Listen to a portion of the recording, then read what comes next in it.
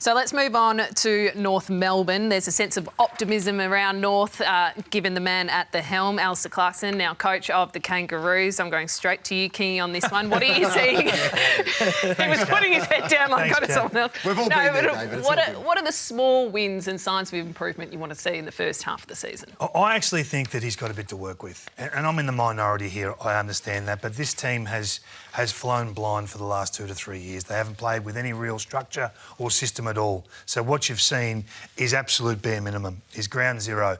2 wins last year, 55 percentage points. They get a system in place, they get some belief, they get some education. And the 24 and unders include guys like Simpkin, Mackay, Powell, Phillips, Luke Davies-Uniacke.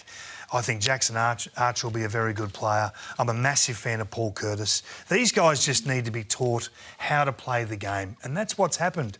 They will compete. They're honest as the day is long, but now they get the ability to know what to do under pressure, know that they don't have to do it all by themselves, that they've got senior core players and a system around them.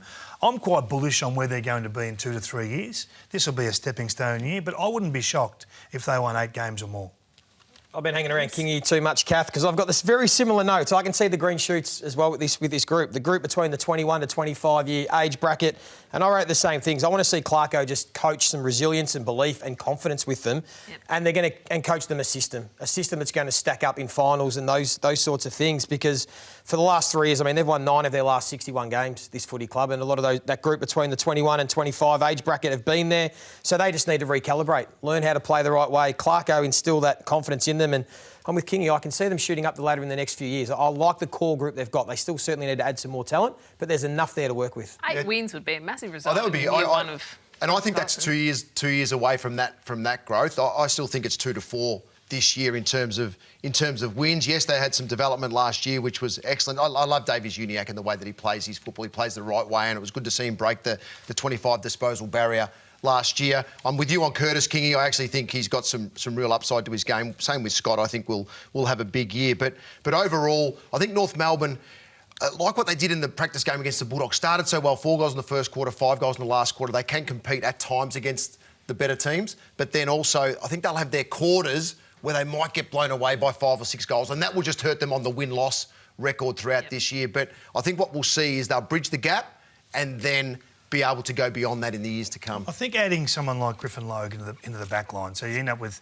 Mackay and Logue. So there's a couple of pillars you can work around. They haven't had that for a long time. And then your flankers are asked to do less. You know, Jack Siebel is down back. He's not asked to play out of size.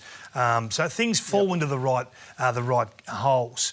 I'm a massive rap on where Phillips is going to go as a player. He's going to be a prime on-baller. He's going to start in at centre bounces. All the talk about the comparison to him and Logan McDonald in Sydney, I think it'll be quickly swallowed up when you see this guy hit the ground running.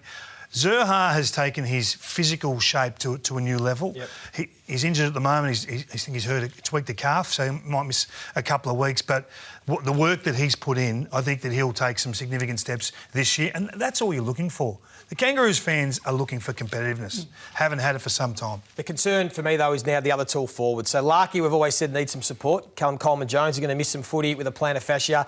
Charlie Comben hasn't done enough for me yet to suggest that he's going to come on to be able to provide some support for Larky. So that's going to be the issue for them, maybe, is that scoring power in the front half if it's not Zurhaar and Curtis at ground level. So predictions? Bottom 4. I think we've all gone similar. Well, bottom we've all gone 4, bottom. Still bottom 4. I'm looking forward to round 3. Alastair Clarkson versus Sam Mitchell, or the Hawthorn Football Club. Let's just say that. Alastair versus the world. Yeah. And when you've got games like this, so they got West Coast round 1, they got Hawthorn in round 3, and I think Gold Coast in round about 5 or 6. So they're the mini grand finals for them along the way. They'll get beaten by the better teams. There's no doubt about that. But I think those little markers on the way will be exciting. I mean, I hate using the word journey, but it is going to be interesting to just watch the journey of North Melbourne under Alastair Clarkson this year. And Harry Sheezer will give all the Kangaroos fans something to go to the footy for, so they should still go along.